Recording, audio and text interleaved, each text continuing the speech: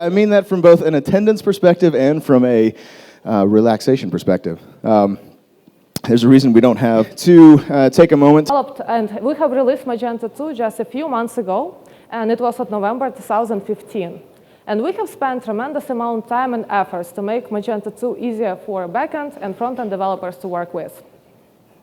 And with that, let's take a look at main Magenta 2 front-end features that we have in Magenta 2 out of the box. So Magenta 2 out of the box has two main themes, Luma and Blank. So Blank theme was designed specifically to be a good starting point for developers. Both of our themes is based on newer technologies that we have with Magenta, such as HTML5, CSS3, LESS, and Require.js. Both of the themes with Magenta 2 is mobile-first responsive design out of the box. And the reason for that, since we know that shoppers nowadays can start their browsing and shopper experience from mobile devices, and they can easily transition from one to another at any point of that experience. With Magenta 2, we also provide Magenta UI Library out of the box. And it consists of a list of reusable components that you can leverage for building your custom theme. We have also added support of PHP-less compiler out of the box, so that you can take advantage of dynamic style sheets without any other problems. And at Magenta, we do care about any shoppers that can possibly use Magenta. That's why Magenta 2 meets a medium level of accessibility standards out of the box. Now let's take a closer look at Magenta UI Library. So as I said earlier, Magenta UI Library consists of a list of reusable components that you can use for building your custom themes. So why it's important? So first of all, it allows you to get the consistency across your different parts of the themes that you will be creating. It also, from business and development perspective, simplifies upgradability and maintainability for the system in the future. We have also spent a lot of time and efforts to add style and design best practices to those UI components. And you can see as a result of that, our Luma themes that introduce all of those components, and we can use them internally to build also Magenta 2 theme. And for developer convenience, we have also added extensive documentation so that it would be easier for you to understand how to use those components when you're building your own theme. And another feature that we have with Magenta 2 out of the box that I would like to mention here is multi-level theme inheritance.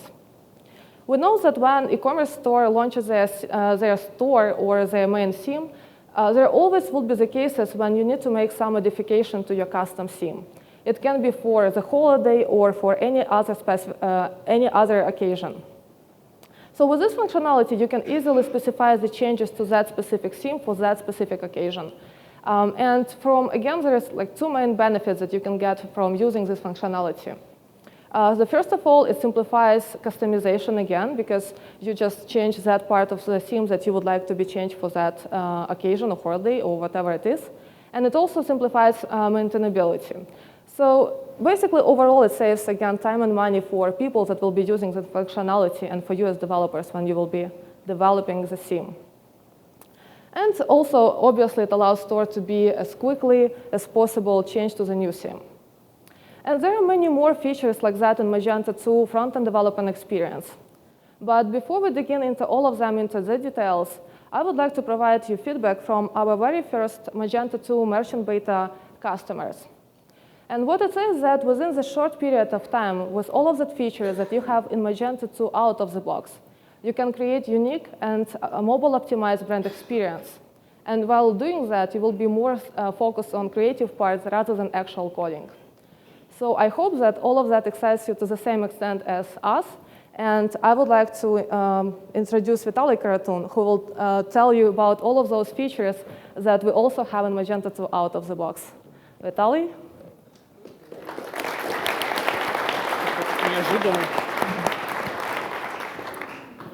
Hello, everyone. My name is Vitaly Karatun, and I'm a member of Magenta team for 9 years, I guess. I believe so, about 9 years.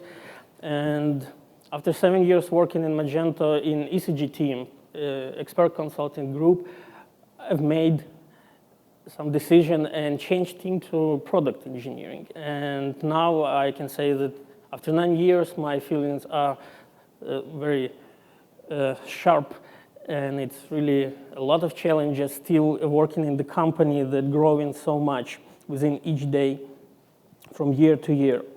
In the next section of this presentation, we will review a few of the key improvements we've made to Magenta platform, particularly related to front-end development. Magenta has always been an exciting platform and allows you to deliver the exceptional quality to your customers.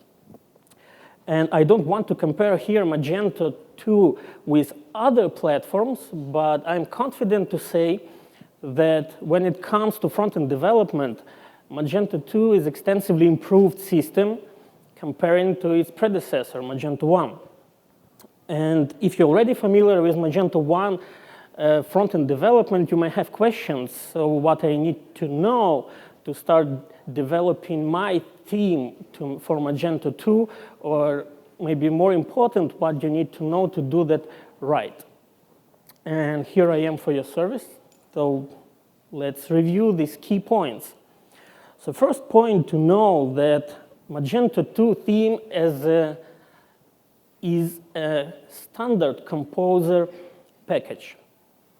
And while Composer is a tool for managing dependencies in PHP, in Magenta 2, all modules, all themes, all language packs, and even Magenta framework itself are all represented as a packages, and they're all available on the official repository. It's repo.magenta.com. So you can use it if you have an account on Magenta Connect. You can log in, pass basic authorization, and use it. So this fact gives us the answer how to install Magenta 2 theme. So if you've chosen the Composer-based installation, and developer who wrote the theme decided to wrote it and made available to Composer types of installations, then it will be just one record in the root composer.json of your file when you specify the theme you want to pull into your project and the exact version. So that brings a lot of possibilities for developers to have different dependencies between themes, different dependencies and suggestions to other components, other libraries that you might be using in your custom theme.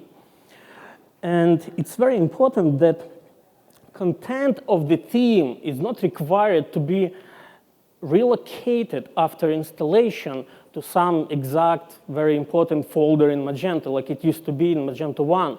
So now with Composer and registration mechanism that you see there on the right side of the screen, the example, the registration files allow you to register themes that might be located even outside of project root folder.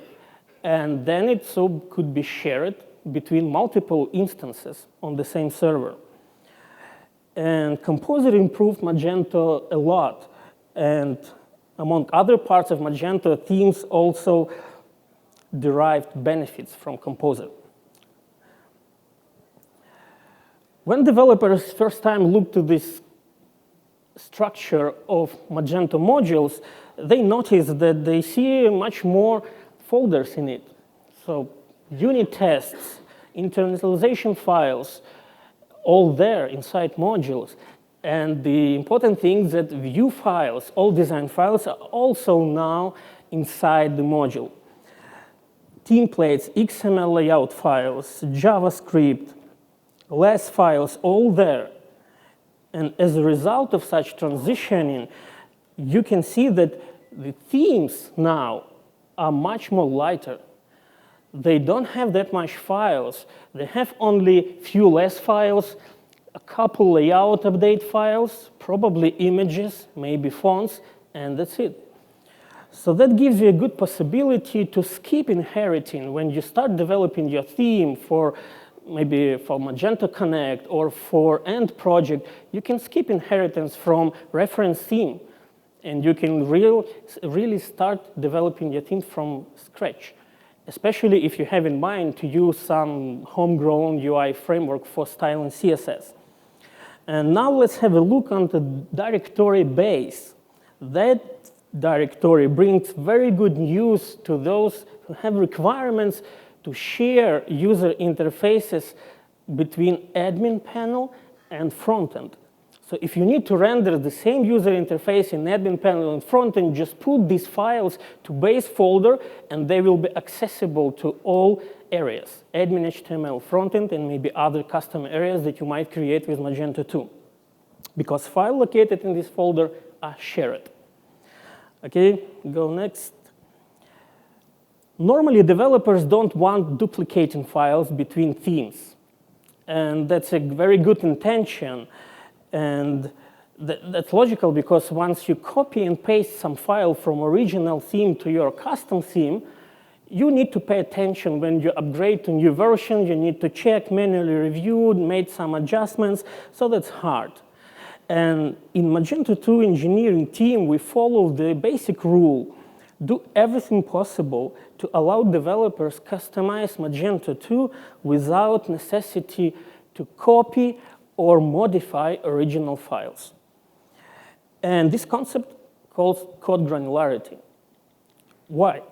It allows you easier to override something without necessity repeating everything. So that's why in Magento 2 you won't find the files such as like layout update files that you declare one file per one area, and each and every page handle is in that file. And if you need to override some particular piece, you need to override the entire file. And same thing sometimes happens to controllers. And in Magento 2 you will find that each controller action is actually a separate class. So you manage dependencies and some customizations in very target manner, specifically to the place you really need. The most noticeable example, I think that I don't have that on the screen, but for me, the most noticeable example of such changes in Magento 2 is the templates, and especially the product price template. If someone who aware that a huge, big template, I don't know, maybe 500, maybe more lines of code, and it was displaying any possible combinations of how price block should look. And in Magento 2, it has been split into small and tiny pieces that you can configure with layout and manage and compose in the way that you need. So find it, and you'll see how that works.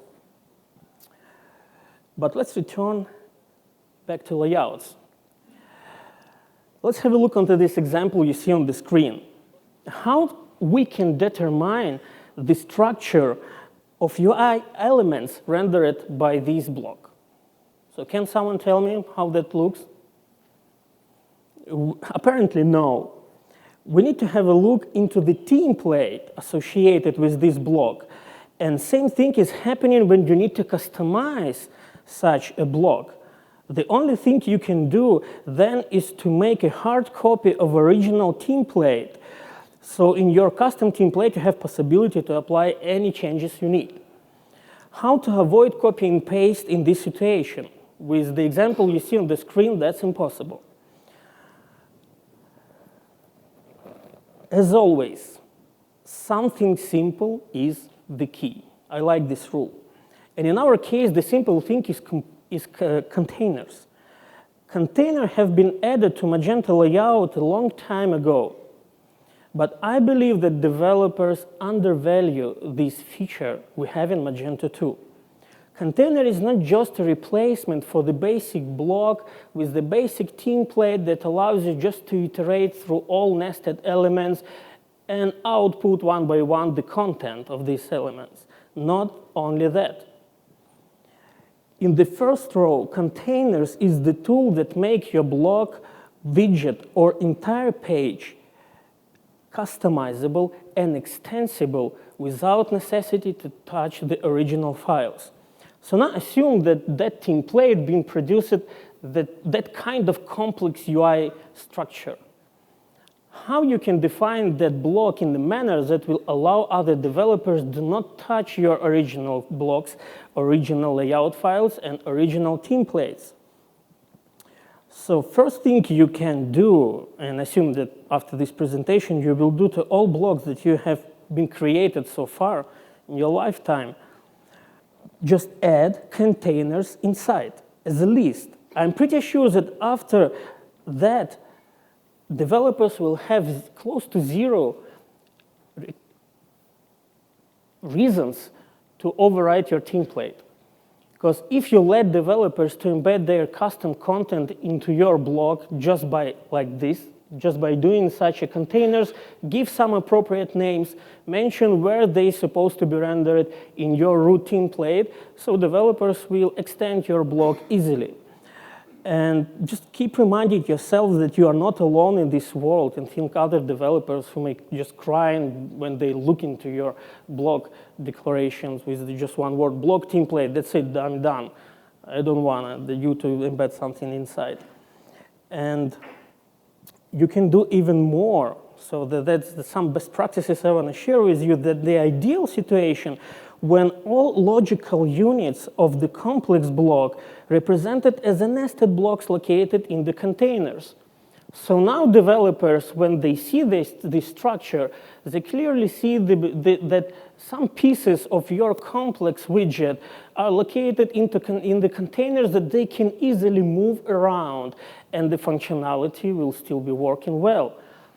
And maybe the most ideal situation when you even don't need a root template. If you're designing some complex widget, why you need root template at all for your blog? It can be just a combination of the complex structure of containers. And inside that container, some small and tiny blocks have been rendering some real elements.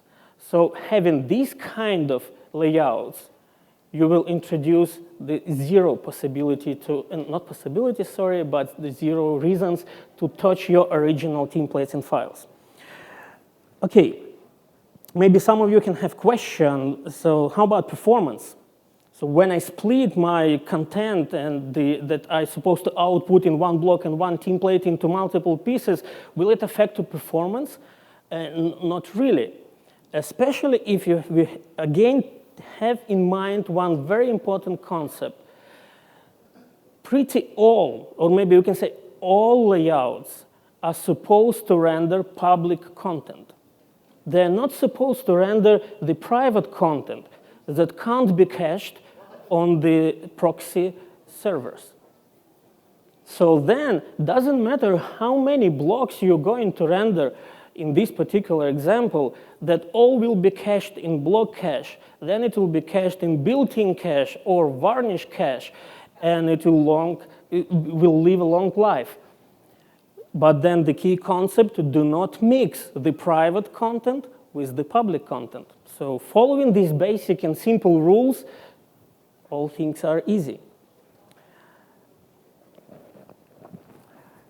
Another problem that developers introduce for themselves is that when you start developing, you really want to do something very quickly, like hacking things and doing some stuff just to have a very quick solution in place, done.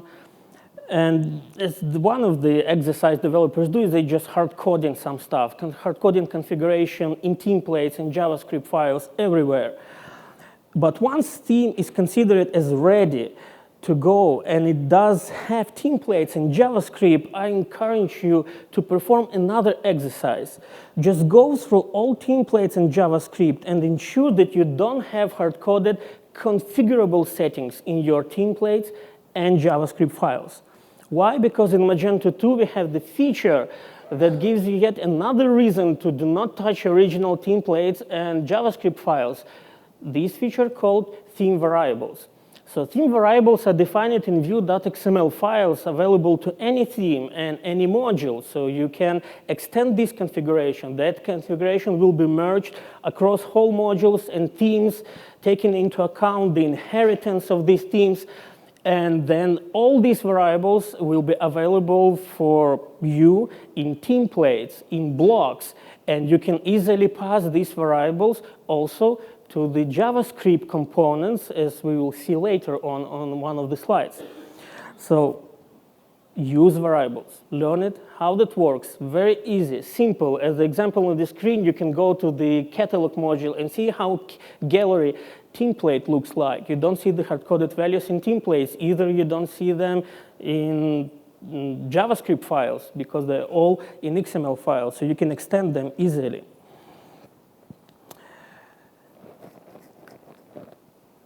You know that people prefer different things.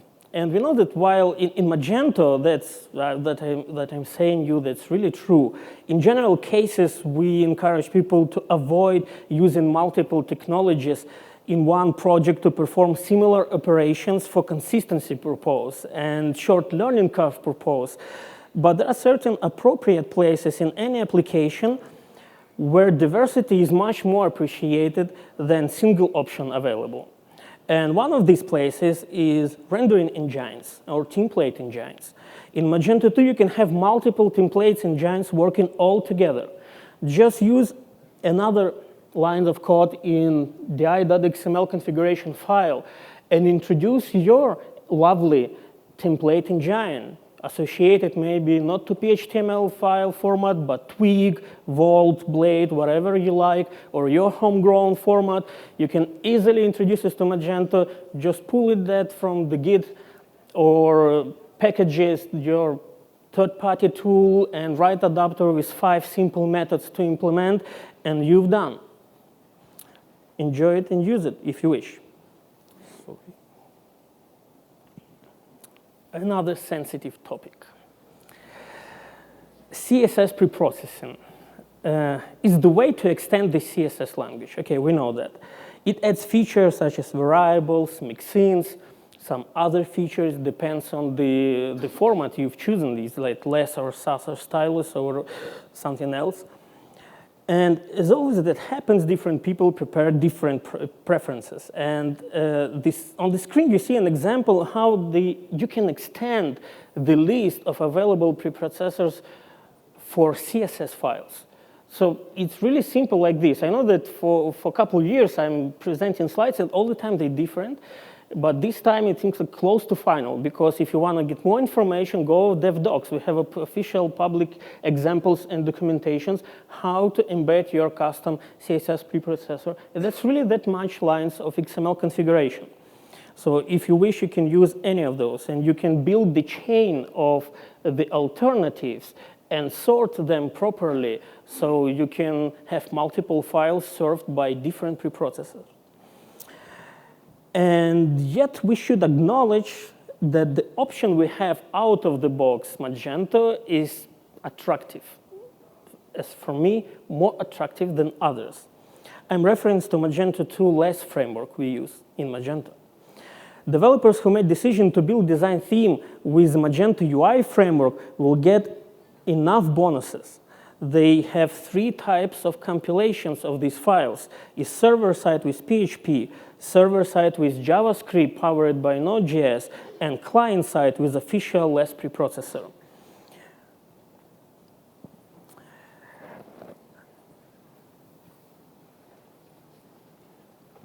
Magento is a modular platform.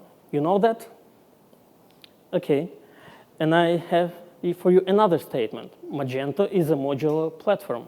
Do you feel the difference? Okay, I do. I do feel. Why? Because first time I was referencing to Magento 1, and the second time to Magento 2.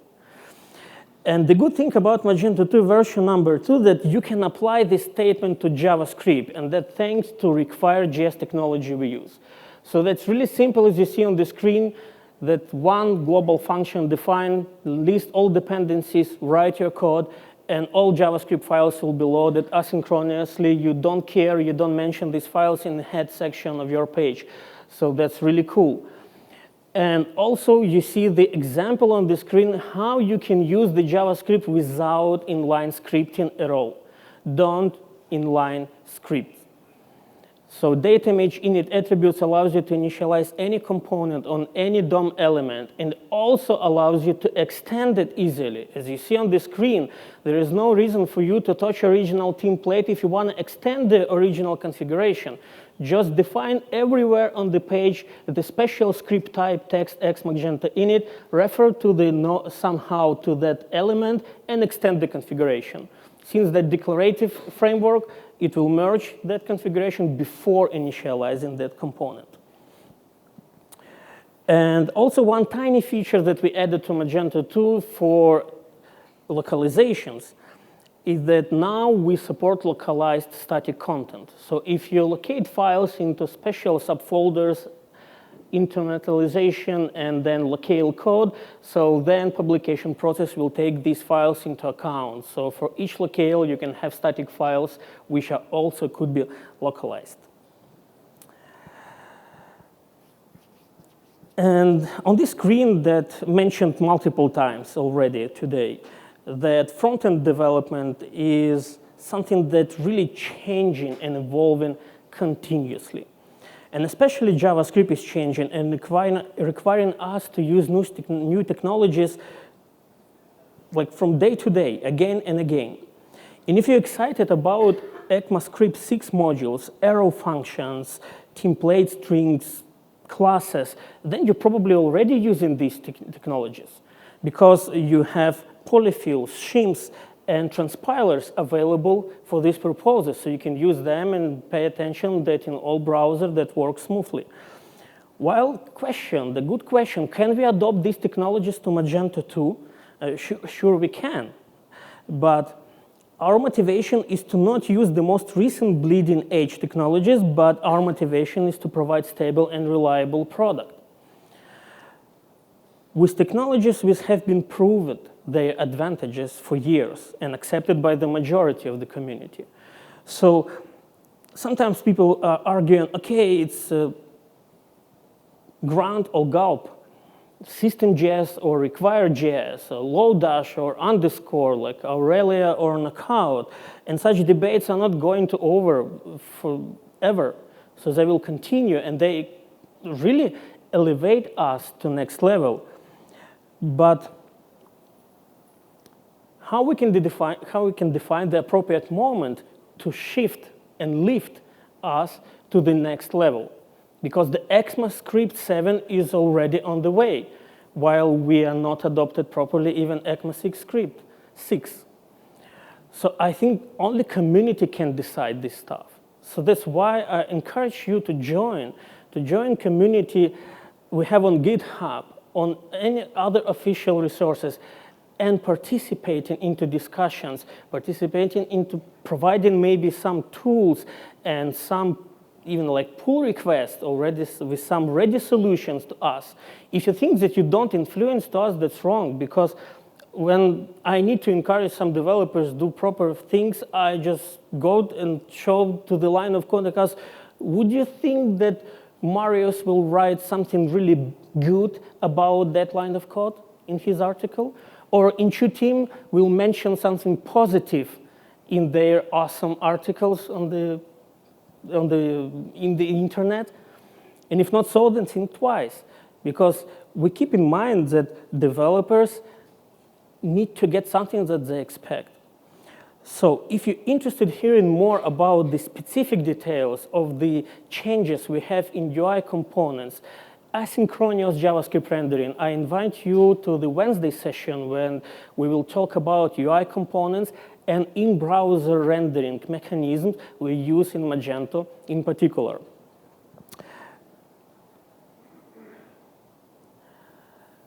Yes, so, yeah, I think that I will not even say my final statement. I leave it for Wednesday.